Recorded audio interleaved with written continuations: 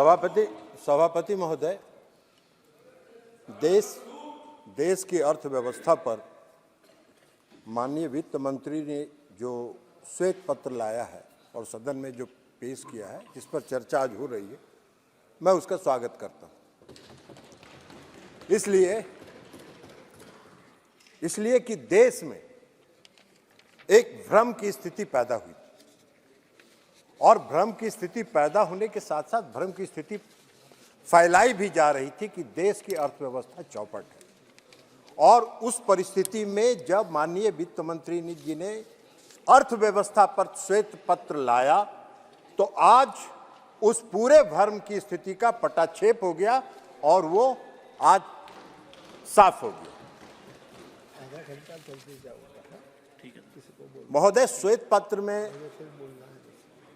आंकड़ों का पूरा विवरण है। सभी तथ्यों के आधार पर, आंकड़ों के आधार पर श्वेत पत्र जारी किया गया। मैं समझता था कि सदन में जब चर्चा होगी तो उस श्वेत पत्र में जो आंकड़े हैं, वो आंकड़े कहां गलत हैं, इसका कोई विवरण प्रस्तुत किया जाता, उसका खंडन किया जाता। लेकिन उसके बजाय पूरे चर्चा को दूसरे दिशा में मोड़ के ले जाने का काम हुआ है। डॉक्टर मनमोहन सिंह जी देश के प्रधानमंत्री थे।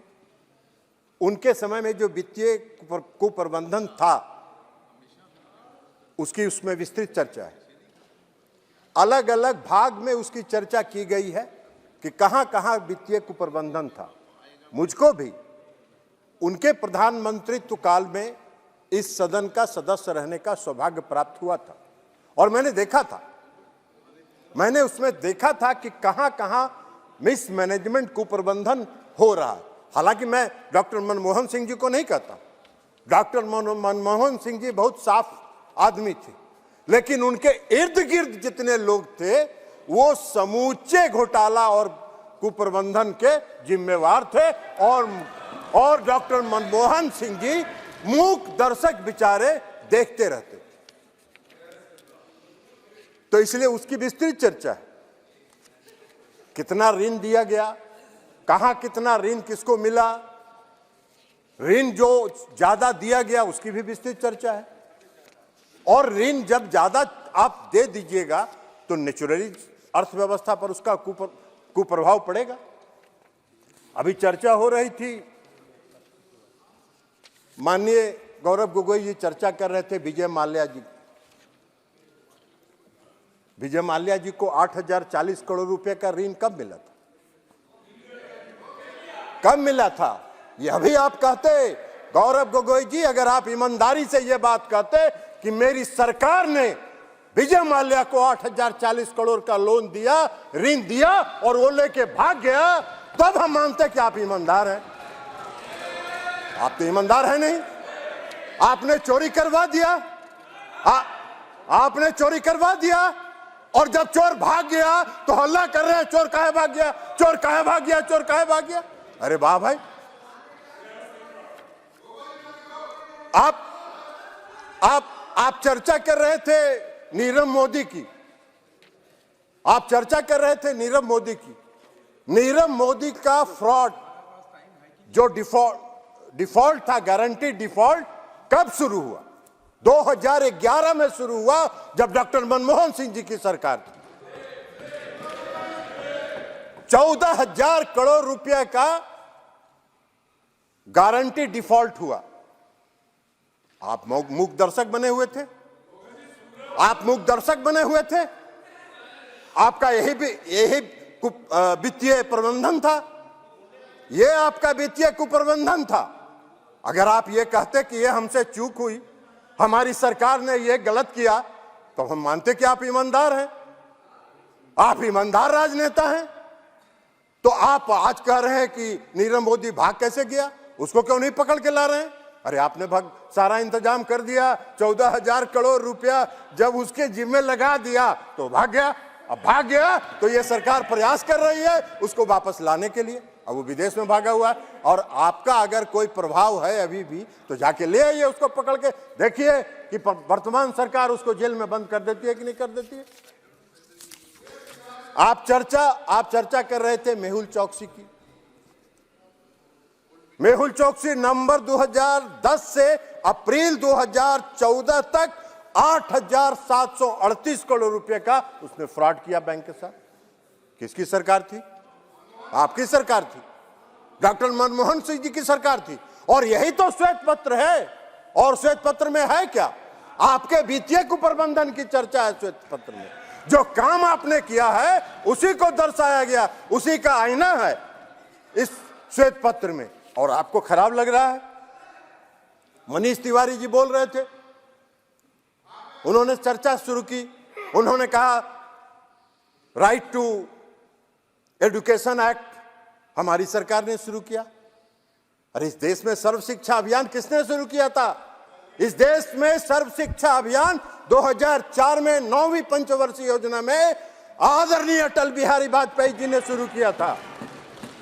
और उस समय राज्य और केंद्र की हिस्सेदारी 85% केंद्र की थी और 15% राज्य की हिस्सेदारी थी।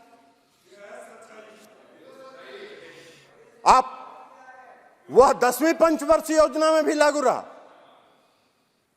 11वीं पंचवर्षीय योजना में भी लागू रहा।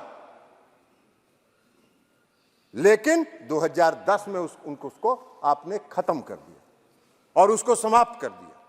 और यही नहीं किया आपने।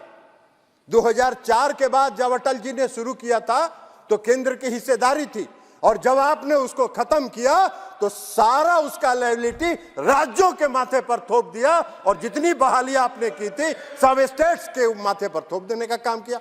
और 2010 में आप एक नया कानून लेके आ गए, राइट टू एजुकेशन। वाह भाई, यही आपका प्रबंधन था, यही आपके जनहित के काम थे, यही आप जनहित के काम कर रहे थे। यह कौन सा तर्क हुआ? तो कुतर्क आप अगर देते रहेंगे तो उसका तो कोई जवाब नहीं। मनरेगा की चर्चा कर रहे थे, आपने जब मनरेगा शुरू किया था उस समय 145 रुपए था मैंडेज, उसका जो मजदूरी था। आज 204 रुपया है इस सरकार में मजदूरी मनरेगा के मजदूरों का। आप उसकी चर्चा तो नहीं कर रहे थे।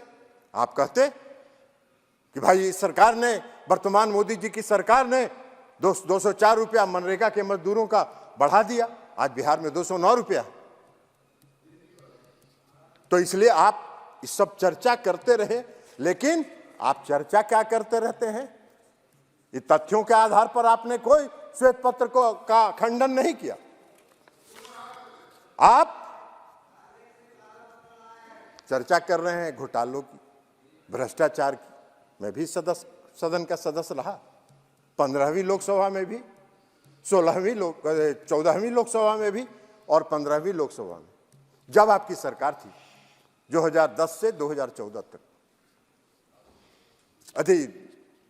4 से 14 तक, 2004 से 2014 तक कोई ऐसा सत्र सभापति महोदय जब नहीं होता था, कोई ऐसा सत्र नहीं होता था जब एक नया घोटाले की चर्चा उस सदन में और उस सत्र में नहीं होती थी। कोई भी सदन। कोयला घोटाला हुआ, स्पेक्ट्रम घोटाला हुआ, हम किसी का नाम नहीं ले रहे। कोयला घोटाले में कौन कौन लोग थे, सबका पर्दाफाश हो गया। स्पेक्ट्रम घोटाले में कैसे हुआ, यह भी पर्दाफाश हो गया, सब जान गए। रक्षा घोटाला में कहां विमान की खरीद में, रक्षा के सामानों की खरीद में कहां सौदेबाजी हो रही थी, कमीशनबाजी हो रही थी, यह सब घोटाला की चर्चा हुई, उस सदन में चर्चा हुई। राष्ट्रमंडल खेल जो हो रहा था, कॉमनवेल्थ गेम्स, उसमें जो दिल्ली के आपके नाक के नीचे, आपकी सरकार के नाक के नीचे जो घोटाला हुआ, उसको भी सबने देखा, इस देश ने देखा, हर व्यक्ति ने देखा। अब आप कह रहे हैं शारदा चिट फंड, कितना बड़ा घोटाला हुआ Sharda chit fund. Chit fund company ने किसका पैसा लेके गायब हुआ? कौन थे वो लोग जिनका पैसा लेके गायब हुआ शारदा चिट फंड के मार? मध्यम वर्ग के लोग, मजदूर वर्ग के लोग, उनका पैसा लेके गायब हुआ। और किसके राज में घोटाला हुआ शारदा चिट फंड? इस पर आपको बोलना चाहिए था, आप नहीं बोल रहे हैं, कोई नहीं बोल रहा है। तथ्यों के आधार पर आपका बोलना चाहिए, वह भी आप नहीं बोल रहे। कौन सा चर्चा करना चाहते हैं? और लेकिन हाँ, एक बात तो जरूर आपको कहना चाहिए था, आपको ये बात ईमानदारी से कहना चाहिए था, आप भी सदन के सदस्य हैं, कि 10 वर्षों में 2014 से 2019 तक मैं इस सदन का सदस्य नहीं था, लेकिन 2019 से हूं। आज तक कोई घोटाले की बात तो आप नहीं कर पाए, आज तक कोई घोटाले की चर्चा तो आप नहीं कर पाए। आप कोई घोटाला नहीं बहुत होता है तो घूम फिर के एक ही आदमी का नाम उजागर करते रहते हैं। अरे भाई, उनसे आपका कुछ व्यक्तिगत है मामला तो जाके बाहर में मिलजुल के सलट लीजिए, बात खत्म हो जाएगा, सलट लीजिएगा। आप यह क्यों संदेश उसको देना चाहते हैं कि मेरे पास आओ, मेरे पास आओ? तो इसलिए ये बात तो नहीं हुआ, आज तक कोई घोटाले की चर्चा नहीं हुई। आप स्याह पत्र लेके आए, हमने अखबारों में देखा। आज आप भी अभी भाषण दे रहे थे, सभी भाषण दे रहे थे, स्याह पत्र की आप चर्चा कर रहे थे। अगर श्वेत पत्र में आंकड़े गलत हैं, जो मैंने पहले भी कहा, तो उन आंकड़ों का खंडन करना चाहिए था। उन आंकड़ों को, चूंकि उसमें तो तुलनात्मक है, 2004 से 2014, 2014 से 2024 दोनों तुलना टेबल बना के दिया हुआ है। तो टेबल को आप कॉन्ट्राडिक्ट करते, एक एक आंकड़े को आप कॉन्ट्राडिक्ट कर सकते थे, जो आप नहीं कर पा रहे हैं। लेकिन आप कर क्या रहे हैं? फिर वहीं घूम फिर के आ जा रहे हैं, कोई घूम फिर के आ जा रहे हैं सीबीआई और ईडी पर। अरे भाई, सीबीआई ईडी पर बाहर जितना बोलता है बोलिए, लेकिन आप एक बात बताइए, मैं भी 2 साल 2021 1.5 साल तक एनडीए से अलग रहा, और एनडीए से जब मैं अलग रहा तो कहां कोई मेरे यहां सीबीआई ईडी पहुंची? मेरे यहां तो कोई सीबीआई ईडी नहीं पहुंची। नीतीश कुमार जी के यहां तो कोई सीबीआई ईडी नहीं पहुंची। नीतीश कुमार जी भी विपक्ष के सूत्रधार थे जब हम अलग थे एनडीए से, तो नीतीश जी के यहां तो कोई नहीं पहुंची, हम लोग के यहां किसी के यहां नहीं पहुंची। लेकिन रोपे पेड़ बबूल का तो आम कहां से होए? अगर करिएगा भ्रष्टाचार तो फल तो मिलेगा ही उसका, कांटा तो गड़ेगा ही, मीठा आम कहां से मिलेगा? तो ये तथ्य है। तो इस तथ्यों के बजाय आप कह रहे हैं कि ये जो श्वेत पत्र आया है, ये श्वेत पत्र हमारी पूर्ववर्ती सरकार के इमेज को टार्निश करने के लिए लाया जा रहा है। काहे का किसी का इमेज टार्निश करके? जो तथ्य है, जो सही है, जो आंकड़े हैं, वो सदन के सामने और इस देश के सामने रखा गया है। तो इमेज इसमें कहां टार्निश हो रहा है? हाँ, अगर आपने कुकर्म किया है तो स्वाभाविक तौर पर आपको इमेज टार्निश होने का आपको लगेगा भ्रम, आप उसके भ्रम के शिकार हैं। लेकिन अगर आप भ्रम हैं तो उसका क्या किया जाएगा? तो इसलिए अध्यक्ष महोदय, जब भ्रष्टाचार करिएगा तो उसका भुगतना तो उसके लिए आपको पड़ेगा, और वो अगर भुगत रहे हैं तो उसके लिए श्वेत पत्र पर बोलने के बजाय आप राजनीतिक विलाप नहीं करिए, और उन तथ्यों के आधार पर अगर कोई आंकड़े हैं तो उन आंकड़ों को रखिए। और यही बात हम कहते हुए फिर से माननीय वित्त मंत्री जी को बधाई देते हुए श्वेत पत्र लाने के लिए और देश की अर्थव्यवस्था के संदर्भ में पूरे देश को अर्थव्यवस्था से अवगत कराने के लिए मैं उनको बधाई देता हूं, और बधाई के साथ मैं अपनी बात समाप्त करता हूं। बहुत बहुत धन्यवाद। बहुत बहुत धन्यवाद।